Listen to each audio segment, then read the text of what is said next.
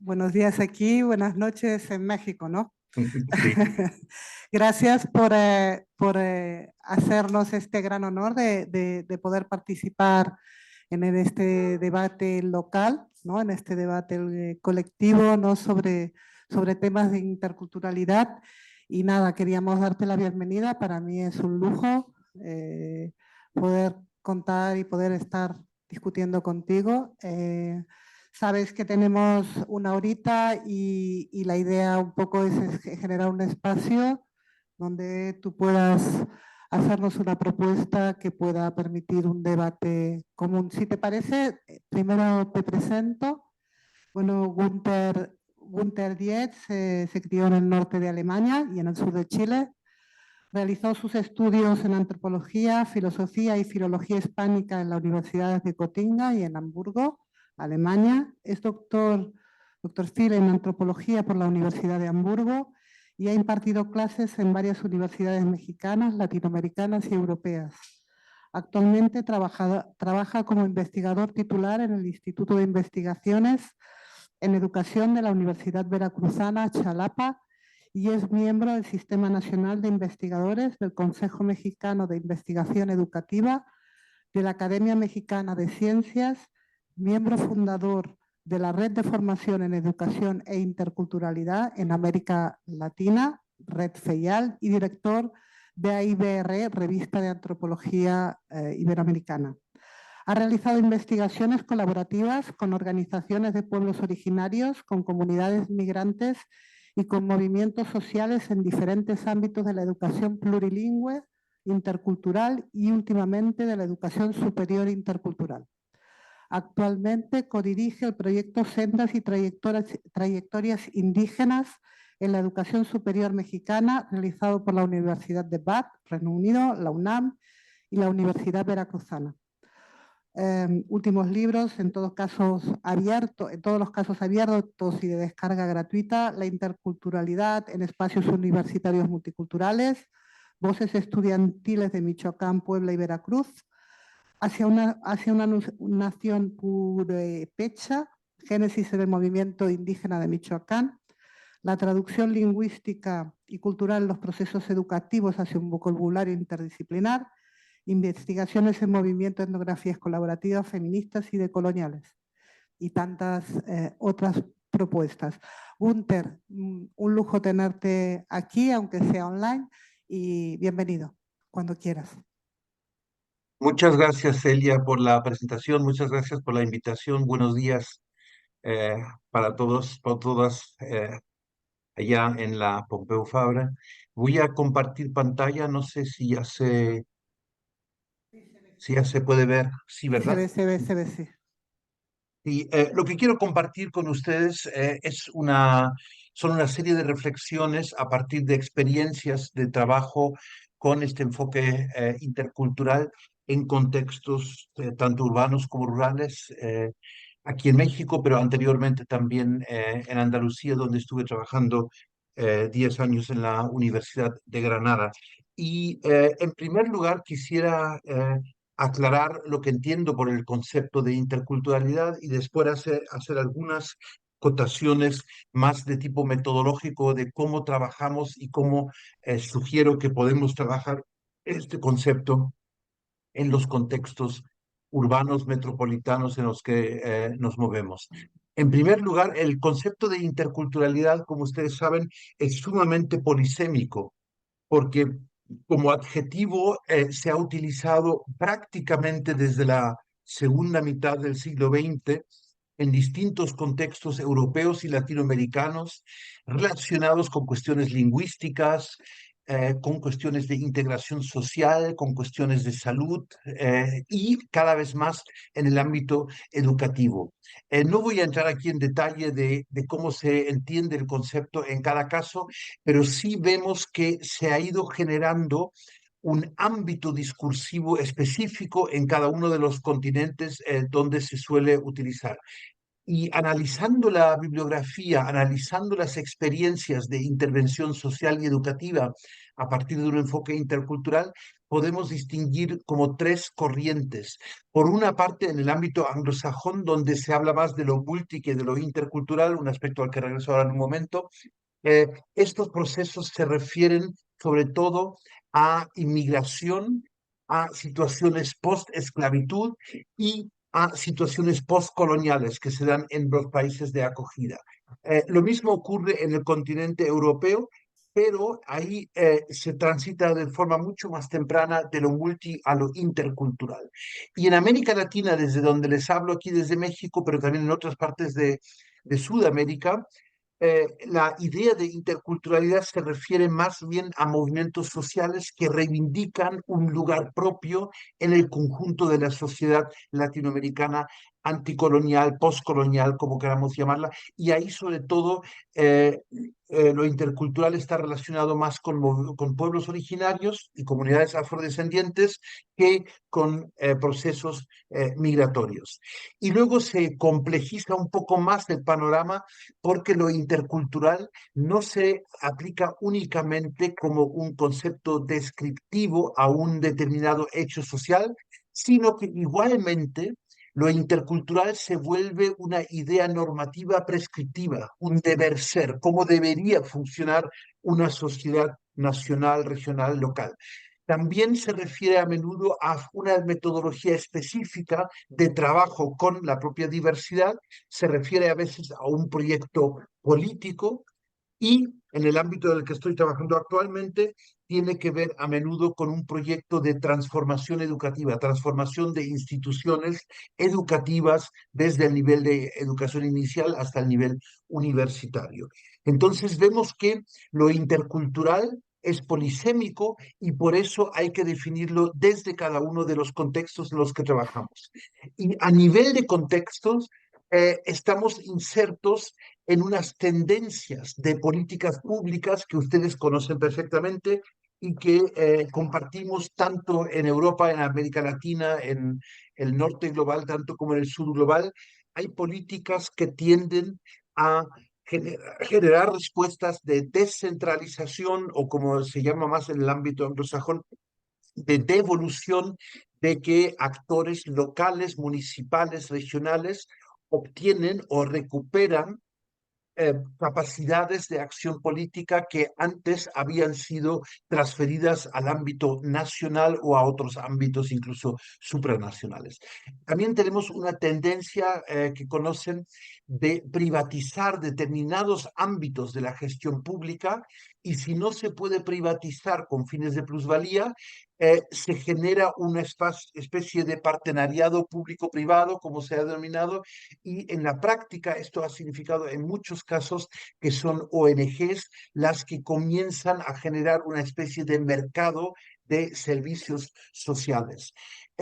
A la vez se observa en distintas partes del norte como del sur global un proceso de mercantilización de las políticas públicas y si no se mercantiliza específicamente con fines financieros, económicos, mercantiles, aún así se genera una lógica mercantil. Y esto es lo que con un anglicismo se ha denominado el benchmarking, ¿no? El generar una lógica de trabajo como si fueras una empresa que trabaja para determinadas metas y genera actividades, productos entregables en función de esas metas. También las instituciones de servicios sociales y también las universidades y las escuelas están sometidas a esta lógica. Y por último, y por eso lo menciono aquí, por último, en este ámbito de las tendencias globales también se inserta una tendencia hacia la multiculturalización o la diversificación de la atención, de los servicios sociales, de los servicios públicos en general, en función del colectivo al que se atiende. Entonces, combinando estas tendencias, están surgiendo en distintos países, en distintos estados-naciones, en distintas comunidades y regiones, regímenes mixtos donde se mezclan tendencias centralistas y federalistas, tendencias públicas, privadas, tendencias más pedagógicas, más empresariales, hablando de instituciones educativas, y en términos generales, hablando de los servicios sociales, tendencias más universalistas de cobertura universal y tendencias más particularistas, de atención específica a un determinado colectivo. Entonces, cuando hablamos, como en el caso de la Agenda Metropolitana Intercultural, cuando hablamos de lo intercultural, tenemos que verlo en este panorama más amplio. No es un fenómeno aislado, sino que se inserta en una tendencia global de cambio en las políticas públicas. Y ahora, específicamente, el concepto de interculturalidad ha pasado por distintas fases desde mediados del siglo XX hasta la actualidad, que llamo aquí fases programáticas. Al inicio, el concepto mismo de multiculturalismo no surge de la política pública, sino que surge de movimientos sociales. Primero en el ámbito anglosajón, Nueva Zelanda, Australia, Estados Unidos, Canadá, y posteriormente también en otros ámbitos. Y ahí vemos una tendencia de comenzar a sustituir este concepto desde los años 80 de multiculturalismo por un concepto más de interacción en la diversidad y no solo reconocimiento de esa diversidad. Entonces ahí vemos la transición entre lo multi a lo intercultural, pero desde inicios del siglo XXI nos damos cuenta que también el concepto de la interculturalidad tiene sus limitaciones, precisamente porque le da un lugar central casi exclusivamente a lo cultural, un aspecto al que regreso en un momento, mientras que reconocemos que la diversidad que caracteriza nuestros barrios, nuestras vecindades, nuestras ciudades, nuestras grandes aglomeraciones, esta diversidad no es únicamente no es únicamente de tipo cultural, sino que tenemos otras diversidades de género, de clase social, de religión, etcétera, que también impactan en la gestión de la diversidad. Y por eso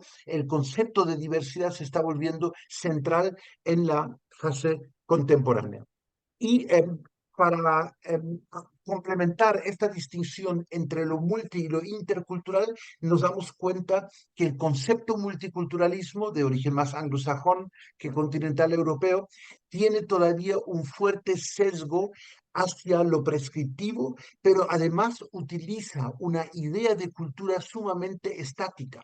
Lo multicultural como el reconocimiento de la existencia de otras culturas minoritarias o minorizadas, como se suele llamar, lo cual requiere políticas de cuotas, políticas de acción afirmativa, políticas de empoderamiento, entre comillas, étnico de determinados grupos. Frente a esto, que es una tradición en las políticas sociales y educativas anglosajonas, el interculturalismo más de origen continental europeo y también latinoamericano hace énfasis en que la interculturalidad es algo que compete al conjunto de la sociedad y a todos los actores y no solo a un grupo minoritario o minorizado. Por eso hablamos en este sentido de capacidades o competencias interculturales para el conjunto de la población y no quedándose en un grupo supuestamente problemático o problematizado. Carlos Jiménez ha propuesto esta distinción, por una parte jugando con la distinción entre lo que se entiende por un plano más descriptivo de multiculturalidad, interculturalidad, lo fáctico como lo llama él, y un plano más prescriptivo, que es el plano normativo de multiculturalismo, interculturalismo, y luego distingue aquellas políticas que se quedan en el reconocimiento de la diferencia, por una parte, que son multiculturalidad y multiculturalismo, frente a aquellas otras políticas que hacen énfasis en cómo podemos calificar, cómo podemos mejorar, cómo podemos transformar las relaciones, a menudo desiguales, entre grupos cultural, lingüísticamente diferenciados. Por eso el tránsito de lo multicultural a lo intercultural en estas políticas. Y por último, tenemos que reconocer que estas políticas no son solamente dominio de las agencias gubernamentales a nivel municipal, a nivel regional, a nivel estatal, a nivel central, sino que también hay otros actores que intervienen. Y esto es muy importante desde el inicio de los debates sobre multi o interculturalismo, porque recordemos que esto no es un debate académico, esto no es un debate político, sino que esto proviene de la propia sociedad, de los movimientos sociales que después del 68 comienzan a reivindicar sus propias agendas como movimientos sociales, como movimientos comunitarios, el movimiento chicano, afroamericano, movimientos de pueblos originarios, movimientos de comunidades inmigradas, que generan una lógica de reconocimiento, generan un afán de reconocerse como parte de una sociedad que ya no es el melting pot, que ya no es esa olla amalgamadora, sino que es un mosaico de distintos grupos, de distintos movimientos. Este multiculturalismo de empoderamiento comunitario coincide posteriormente a partir del giro neoliberal de las políticas públicas, tanto en el norte como en el sur global, con la idea de gobernar de parte de actores gubernamentales, de gobernar a la distancia, de subcontratar, derogar, derivar hacia agentes no gubernamentales determinadas partes de las políticas sociales. Y por eso se complementa la lógica de reconocimiento de los propios movimientos sociales con una lógica de la redistribución público-privada entre el Estado y la sociedad civil. Y por último, aparecen también desde los años 90, aproximadamente el siglo pasado, actores Gunter, de la, acerca un poco el sí, micro porque sí, se te va perdón, la voz. actores de la propia sociedad civil que también comienzan a gestionar la diversidad con fines de lucro. Entonces tenemos una festivalización, una folclorización, a veces una esencialización de la diversidad a partir de una lógica ya no del reconocimiento o de la redistribución, sino de la acumulación. O sea, actores de mercado que también aparecen. Por eso la sociedad civil, el Estado y el mercado aparecen en la arena de las políticas de la interculturalidad. Y por último, específicamente hablando de la diversidad y sobre todo de la diversidad cultural que aquí nos reúne, esta diversidad cultural desde las políticas públicas tiene una historia y esta historia tenemos que tenerla en cuenta si queremos darle un giro a las políticas de atención a la diversidad. En primer lugar, desde el siglo XIX, básicamente desde la creación de los estados-nación de cuño europeo, tenemos una tendencia a estigmatizar lo diverso como problemático. Todo aquello que favorece la homogeneidad nacional, la creación de una comunidad lingüística, una comunidad religiosa, una comunidad territorial, etcétera, genera una política posterior, sea de asimilación, sea de segregación, para generar comunidades culturalmente homogéneas. Esto que proviene del siglo XIX lo seguimos arrastrando en muchas concepciones de parte de la propia sociedad de cómo se percibe la diversidad, a menudo problematizada sin conceptualizarla críticamente.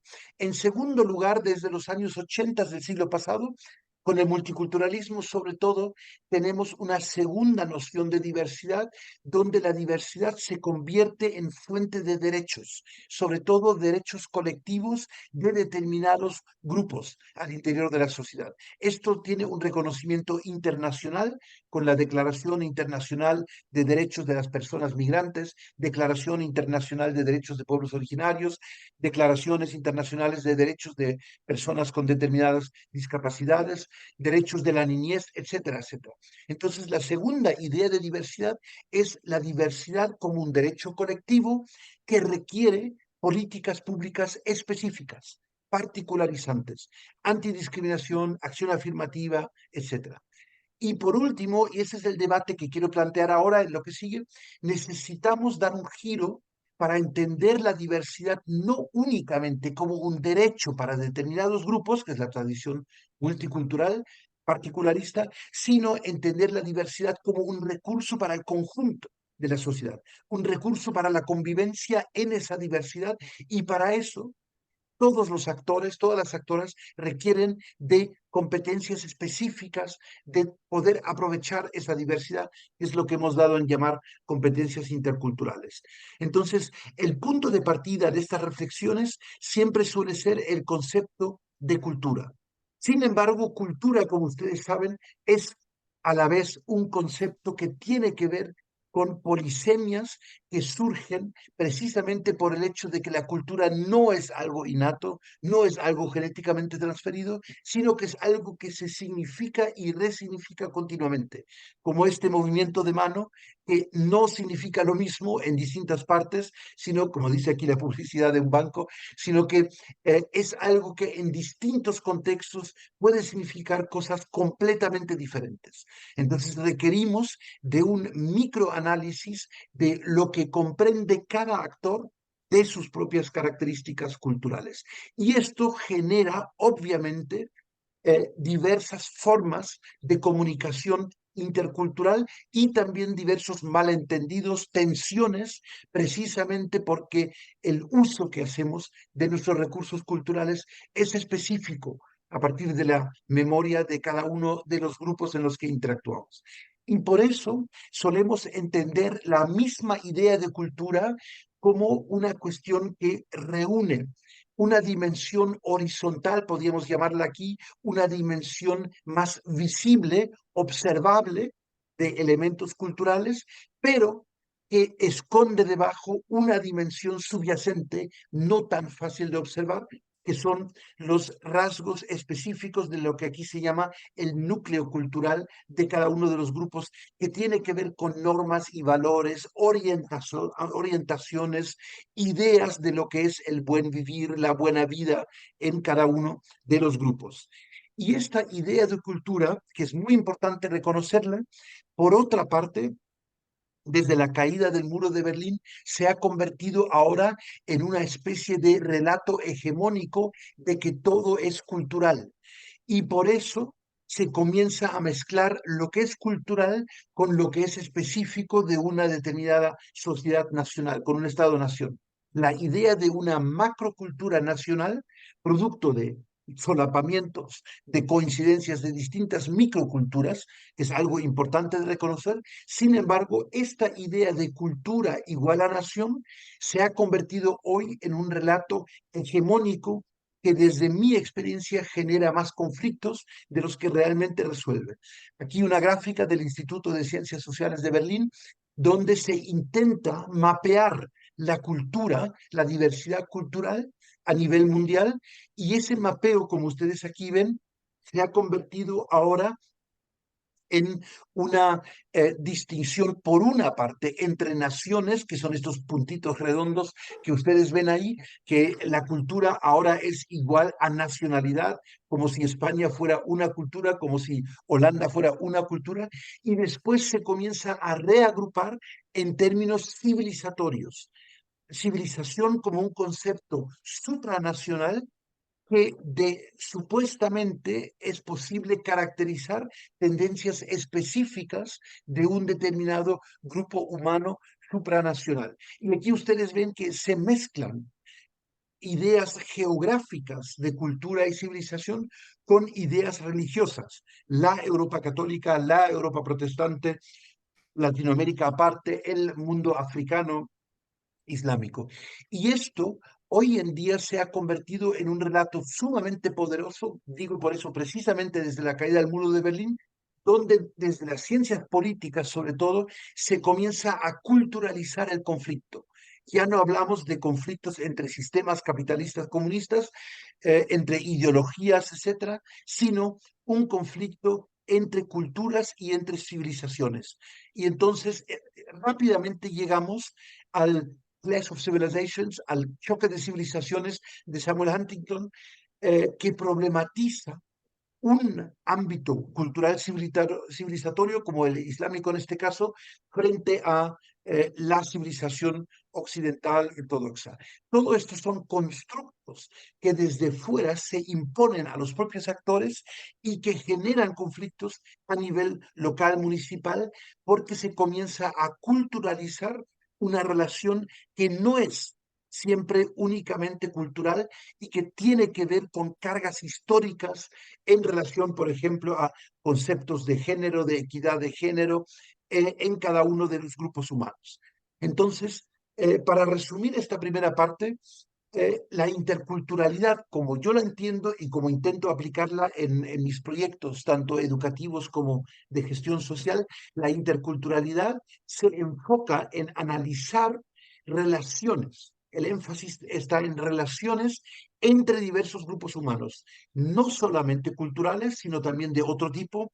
Y lo que se analiza y lo que se pretende modificar es el tipo de relación que hay entre esos grupos humanos, que a menudo son relaciones asimétricas y no simétricas, que a menudo genera procesos de sobrevisibilización de determinados actores, estigmatizados como tales, y invisibilización de otros actores. Entonces, la mirada de una interculturalidad crítica transformadora es hacia estas relaciones asimétricas que atraviesan nuestras sociedades. Y desde esta perspectiva, cuando hablamos de mayorías, entre comillas, y minorías, no estamos hablando en términos demográficos, sino a menudo se trata de diferencias en el poder, incluyendo el poder de definir quién forma parte de un determinado grupo de otro. Por eso hablamos no de minorías, sino de procesos de minoritización, de cómo una sociedad convierte en minoría un determinado grupo, por ejemplo, una subcultura juvenil inmigrante de un determinado contexto de origen. El enfoque intercultural, a diferencia de propuestas de otro tipo, integracionistas, multiculturalistas, etcétera, el enfoque intercultural enfatiza específicamente cómo generar puentes, intercambios, retroacoplamientos entre diferentes grupos, idas y vueltas, digamos, y sobre todo teniendo en cuenta grupos que han sido históricamente privilegiados en nuestras sociedades y grupos que han sido históricamente excluidos o discriminados, invisibilizados en las instituciones públicas, en los servicios sociales, ¿no? La idea consiste en procurar transformar nuestras sociedades, democratizándolas, haciéndolas más conscientes y dándoles capacidades de aprovechar esas diversidades internas que las caracterizan en vez de seguir estigmatizando los grupos portadores de determinadas diversidades.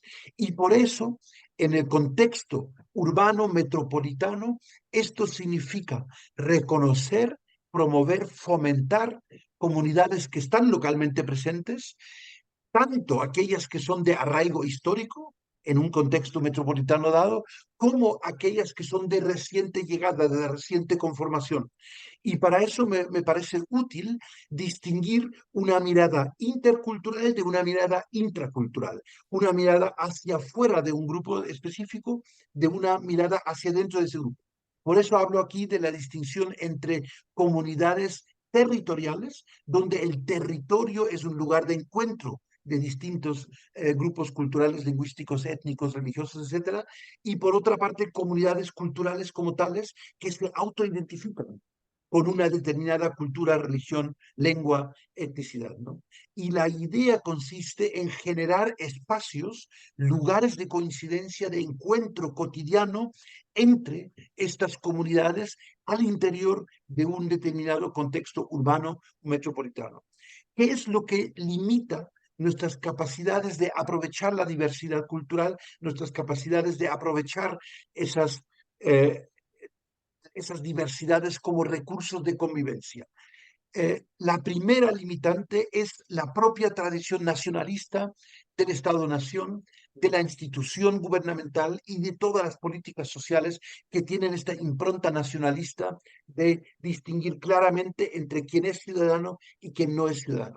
Esto proviene de lo que Benedict Anderson ha llamado la imaginación de comunidades, el nacionalismo históricamente, como ven aquí en una tabla de finales del siglo XVIII europeo, donde históricamente el nacionalismo se genera como un proyecto ideológico de imaginarse en diferencia al vecino.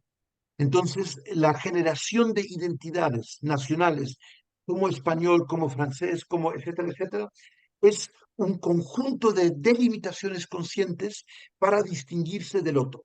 Y eso implica esencializaciones, folclorizaciones, autofolclorizaciones de lo propio frente a lo ajeno, siempre con la tendencia etnocéntrica de generar la sensación de que lo que es válido para mi grupo es normal y lo que es válido para otros es anormal.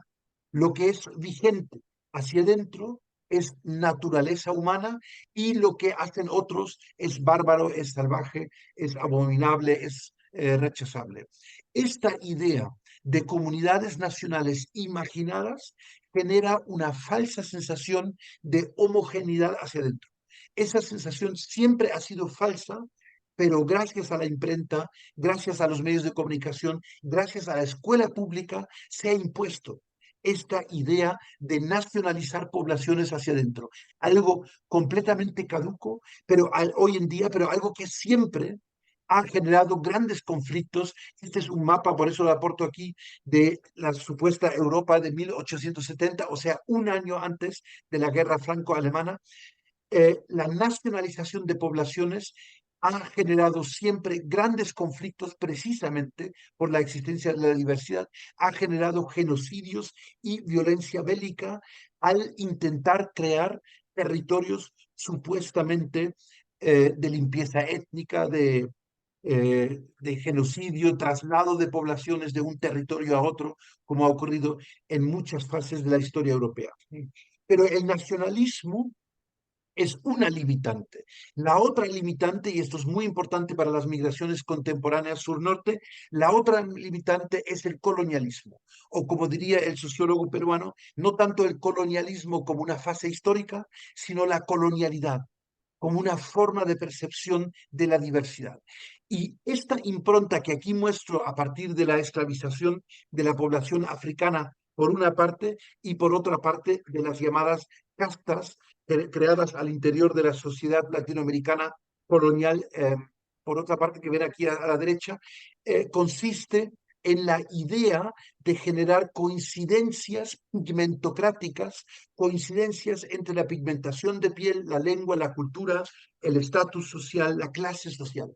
Entonces, la colonialidad que persiste en las relaciones norte-sur también existe al interior de los estados-naciones y se actualiza y se profundiza con la llegada de migraciones postcoloniales hacia el norte global, porque se reactiva la memoria, esta extraña mezcla entre memoria y amnesia de la experiencia colonial al interior de nuestras sociedades.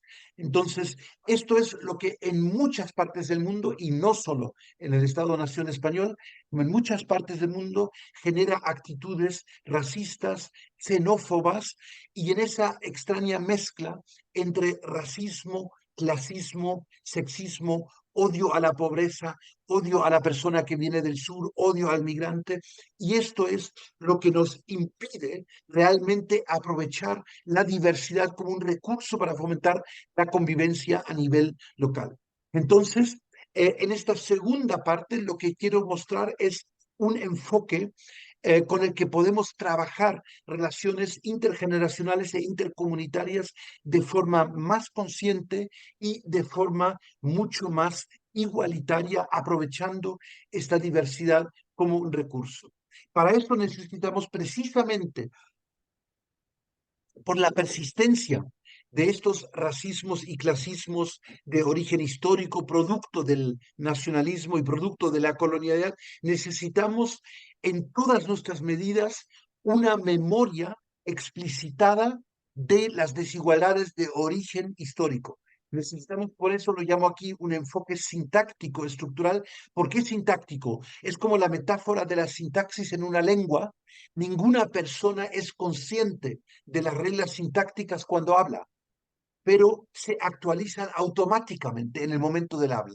Entonces, el problema que tenemos en la convivencia es que automáticamente se actualizan esas estructuras, esas lógicas subyacentes, sin que seamos conscientes. Entonces, el enfoque intercultural lo que propone es volver consciente ese inconsciente colectivo que genera sensación de minoría, sensación de mayoría, a partir de la distinción de lo propio y lo ajeno, los que son de fuera, los que son de dentro. Entonces, necesitamos impactar en lo que el sociólogo argelino Abdelmalik Sayat ha llamado el pensamiento de Estado. El Estado, en sus diferentes niveles, no solo el Estado central, también el Estado autonómico, también el Estado a nivel municipal, tiene la tendencia de reproducir de forma inconsciente y acrítica esas estructuras y lógicas subyacentes, generando sensación de que atiendo a lo propio y no atiendo a lo ajeno. Privilegio una determinada cultura, una determinada religión y no la otra. Entonces, un enfoque sintáctico estructural es aquel que vuelve consciente esas estructuras que normalmente no lo son.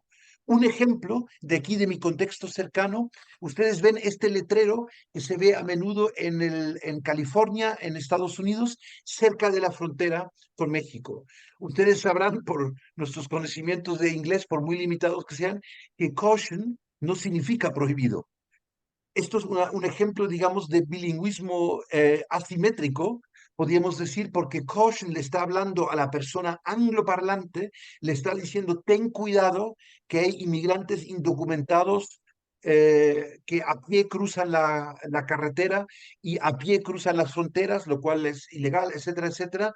Y por otra parte, le dice a la persona castellano hablante, hispano hablante, está prohibido cruzar el highway. Entonces, esta es una forma de ese nivel sintáctico inconsciente de quien generó este letrero, estaba pensando a la vez en dos grupos diferentes y asignándole automáticamente un papel de cuidado y legalidad a un actor y de prohibición e ilegalidad a otro actor. Es algo que reproducimos continuamente. Lo mismo los conflictos que ocurren en distintas partes de Europa y siguen ocurriendo desde los años 80 del siglo pasado en torno al hijab, al velo, qué es lo que representa ese velo y con qué se asocia, como esta chica que reclama tanto el derecho al velo como el derecho a los principios de la Revolución Francesa. Y esto se ha visto en los contextos en los que se ha dado este conflicto. Muestro simplemente para mostrar el peso del contexto nacional institucional de cada uno de los conflictos. Aquí el conflicto del velo clásico, como surge en Francia en el siglo pasado, donde la escuela laica de la República Francesa expulsa a niñas que llevan el velo y dicen, vete a la escuela San José, vete a la escuela religiosa, porque el catolicismo y el islam tienen más en común frente al laicismo de la escuela francesa. Pero el mismo conflicto, cuando se da por primera vez en España, de esa famosa niña Fátima, no se da en una escuela pública en España, sino que se da en el Colegio de la Inmaculada Subvención, como dice aquí una caricatura del país, o sea, en una escuela religiosa, en una escuela confesional, precisamente porque el catolicismo no se percibe como una religión, sino como parte de la identidad nacional española, y eso significa que la propia escuela expulsa a esa niña porque no estamos para fanatismos religiosos, que son los fanatismos de la otra religión. Entonces, mientras que hay una autopercepción laicista en el caso francés, aquí hay una autopercepción implícitamente nacional católica, si se quiere llamar así, en el caso del sistema escolar español. Eso significa que las estructuras subyacentes, en este caso el sistema educativo, sí impactan determinadamente en el tipo de conflictos que se dan. Y eso en otra caricatura de un periódico significa que nuestras sociedades, quieran o no, se perciben como parte de un conjunto civilizatorio al que aspiran pertenecer, y por eso tienen la sensación de que se les tuerce el cuello hacia la Meca cuando llega una inmigración con un credo diferente al suyo, aunque el Estado como tal es laico, es neutro, etc. Entonces, el mapa torcido de la península ibérica simboliza ese nivel sintáctico de la interculturalidad, de que hay algo en la sociedad de la península ibérica que implícitamente la hace mirar hacia Occidente, hacia el Atlántico. Y el conflicto ocurre supuestamente cuando llegan esas personas que no miran hacia el Atlántico, sino que miran hacia el Mediterráneo y hacia la Meca. Lo mismo ocurre en las políticas sociales, educativas de atención a la diversidad. Aquí solo dos ejemplos y muy breves por falta de Walter, tiempo. 5 minutos, así podemos dar al debate. Sí. Eh, aquí tenemos un ejemplo de cómo se percibe la diversidad en términos etnorraciales en el contexto anglosajón estadounidense. Son estas categorías de acción afirmativa, donde lo black es lo más fácil de definir, como ustedes dicen, que tiene que ver con la historia de la esclavización, mientras que en la misma época tenemos esta distinción de categorías oficiales, también del multiculturalismo anglosajón, pero en el caso del Reino Unido, donde, como ustedes ven, lo black no es tan fácil como esclavitud, sino que lo black tiene que ver con toda la historia colonial británica en África, en el Caribe, etcétera, ¿no? El segundo eje que quisiera mencionar es, una vez que hayamos reconocido y explicitado este nivel subyacente de los conflictos, necesitamos trabajar estrechamente con los propios actores, con sus voces, con sus relatos, porque precisamente la autopercepción, la autoidentificación es importante. Y esa autoidentificación tiene que ser el punto de partida de las políticas sociales, educativas, de vivienda. ¿Cómo te percibes tú como comunidad cultural específica? No tacharla en función de su religión o de su nacionalidad, sin antes preguntarle, como aquí el caso de lo hispanic, que se convirtió en chicano y que como chicano ahora es una comunidad propia. Lo mismo en Me el caso parece, de la juventud musulmana. Y esto significa reconocer desde un enfoque intercultural que ninguna persona pertenece a una sola identidad, a una sola comunidad, sino que siempre nos movemos como estas arañas entre distintos grupos, entre distintas identidades, pero esto no ocurre, como sugiere esta gráfica, de forma horizontal, sino que ocurre a menudo en contextos de privilegio y de opresión. Determinadas fuentes de identidad se pueden convertir a la vez en fuentes de discriminación. Por falta de tiempo voy a saltarme algunos ejemplos, pero esto significa trabajar con las culturas juveniles, con cada una de las generaciones desde sus propias autoidentificaciones. Entonces tenemos el nivel estructural, el nivel de la actora, del actor, y en tercer lugar trabajamos en la cotidianidad de las políticas sociales, de las políticas educativas, de las políticas de vivienda. Trabajamos con las prácticas, las interacciones que se dan al interior de un contexto urbano donde conviven cada una de estas comunidades, y es en esta práctica, en esta interacción, donde requerimos de determinadas competencias, determinadas capacidades de aprovechar esa diversidad que antes mencionaba. El esquema en el que intento resumir estos tres polos: el trabajo más estructural, sintáctico, con igualdad, desigualdad; el trabajo con el actor, con su propia identidad, propios procesos de identificación y de distinción; y luego todo este mundo de la heterogeneidad en los mundos de vida en los que vivimos. Termino, y con eso cierro, Celia, termino haciendo énfasis en la necesidad de generar nuevas capacidades en nuestro trabajo, tanto educativo como de servicios sociales y de otro tipo de atención en los contextos urbanos, nuevas capacidades para comunicarnos, para desempeñarnos en estas situaciones de diversidad. Y esto es lo que solemos llamar las capacidades, como lo llama Amartya Sen, o las competencias comunicativas interculturales, que no significa una suma de conocimientos sobre otras culturas. Eso es nuevamente un intento de folclorización, sino la capacidad de percibirme a mí mismo, como parte de una interacción cotidiana donde mi propia cultura influye, mi propia percepción de la realidad influye, y por eso el punto de partida es nuestra capacidad de superar nuestro propio etnocentrismo de grupo, como profesionales, como servidores públicos,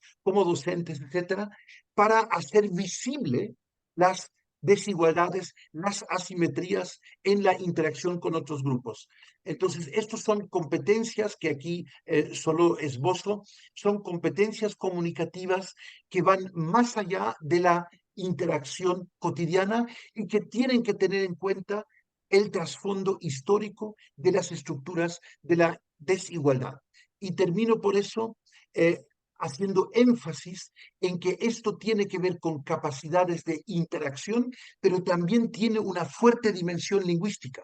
capacidades comunicativas en distintas lenguas, precisamente para dar una cultura de acogida al grupo que proviene de otro contexto. Y esto está obviamente basado en las investigaciones psicolingüísticas y sociolingüísticas que nos demuestran que la mente humana siempre es plurilingüe, siempre es interlingüe y se nutre de aquellas lenguas, aquellas variantes, aquellos grupos que provienen de procesos migratorios contemporáneos, y Gunter, un que solo minutito. esta breve fase de 200 años de nacionalismo nos ha hecho falsamente creer que en una mente cabe una sola lengua.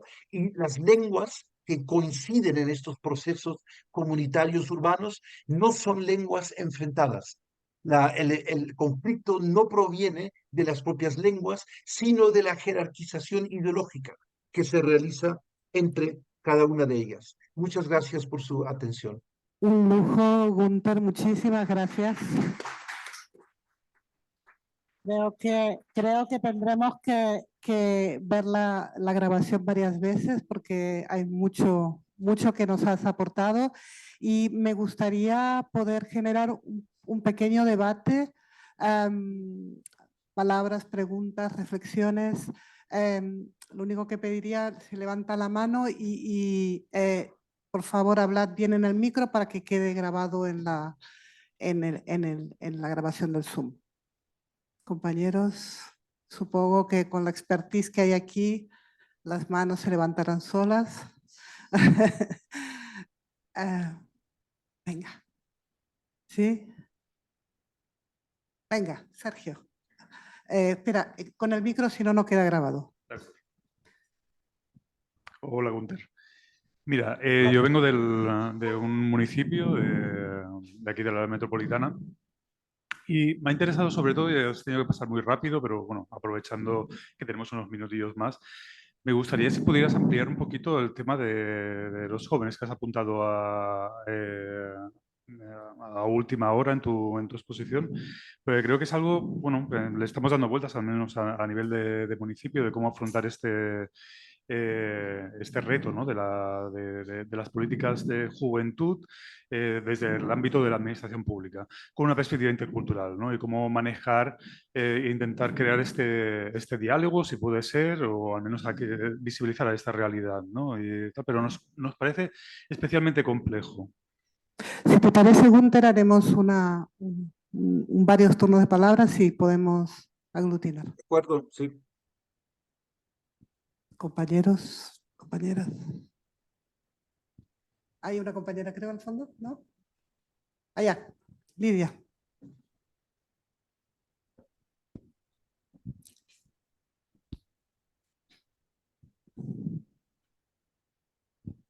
Hola, buenos días. Yo como Sergio también vengo de un ayuntamiento de área metropolitana, del Prat de Llobregat, y me ha encantado el que pusieses en valor el tema lingüístico.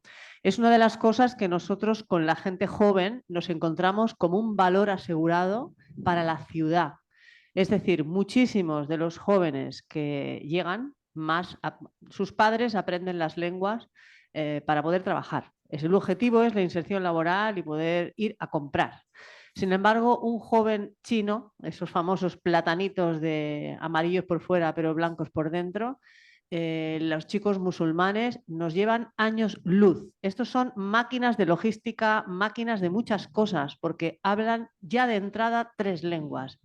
¿Vale? Sobre todo pasa con los de origen magrebí, pero pasa exactamente con los latinos, que muchos ya vienen hablando también inglés de forma nativa, ¿no? O que ya ven las cosas. Entonces, creo que ese es un valor que desde la política local deberíamos añadir, ¿no? Como un valor a la ciudad. Es decir, tenemos políglotas que además podrían dar soporte en comunidades lingüísticas, en parejas lingüísticas.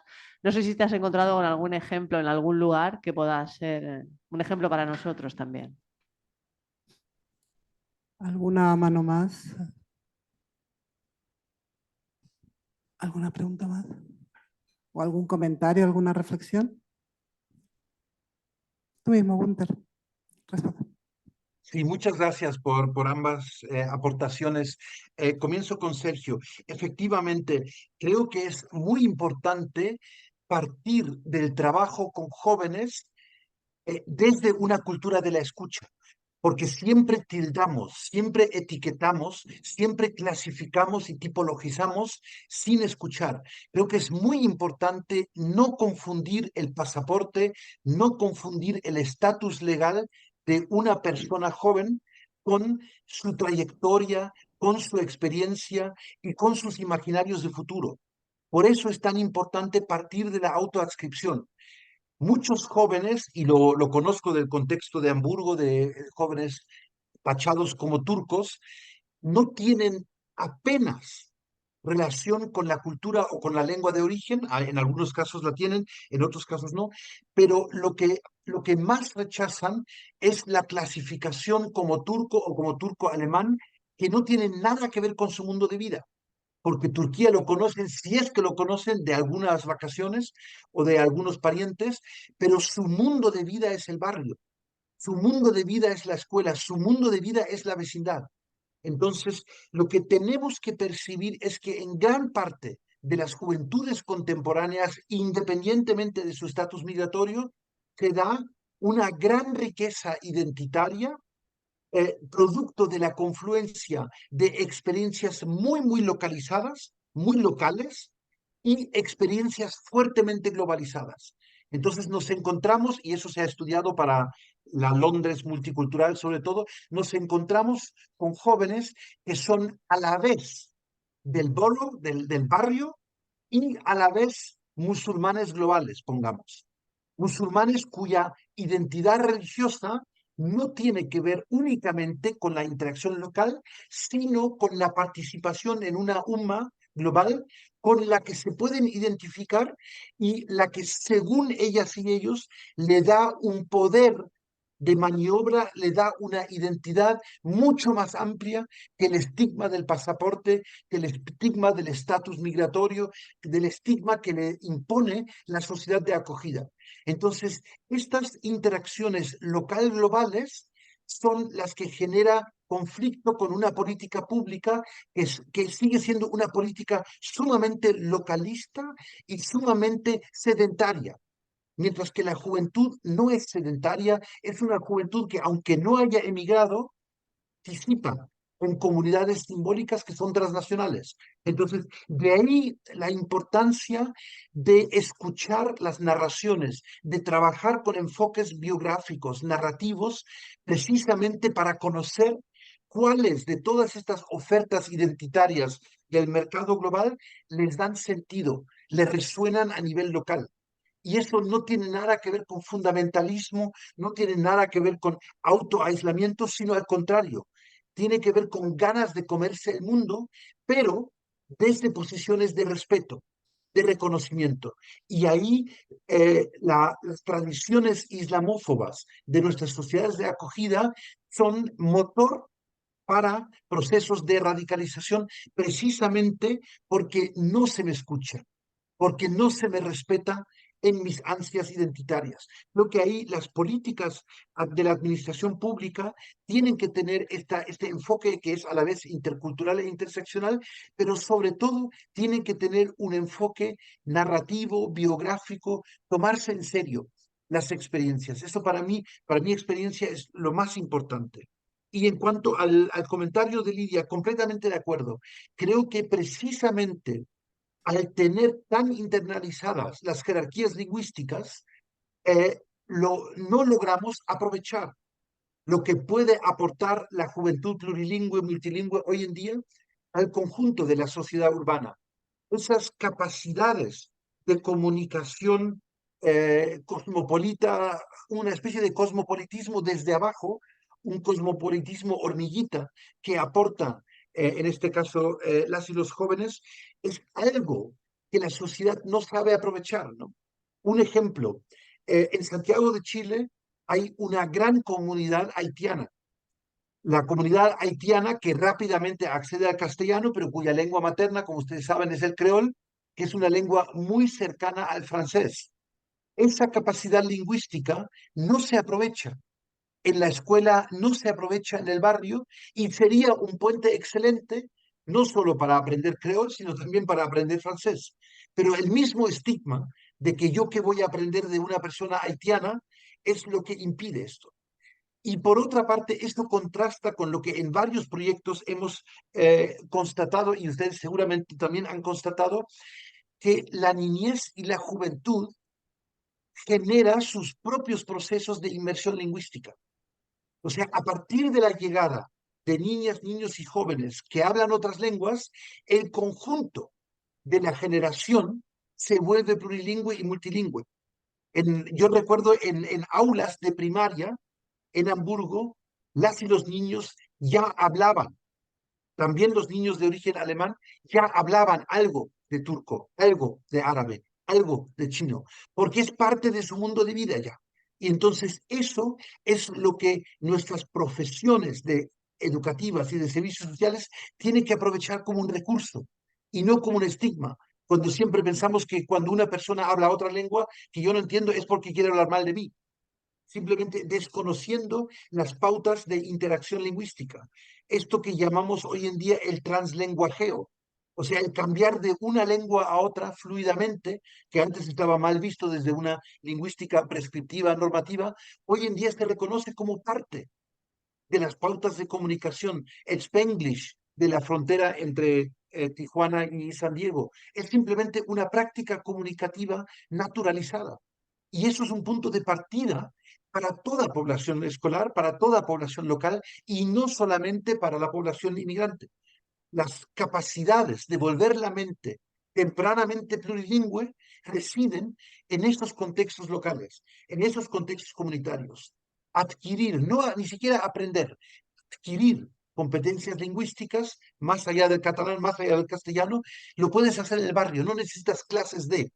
Y esto la niñez nos lo muestra. Pero nosotros, desde un punto de vista adultocéntrico, lo estigmatizamos, decimos, no, que aprendan rápidamente la lengua oficial y con eso tenemos suficiente.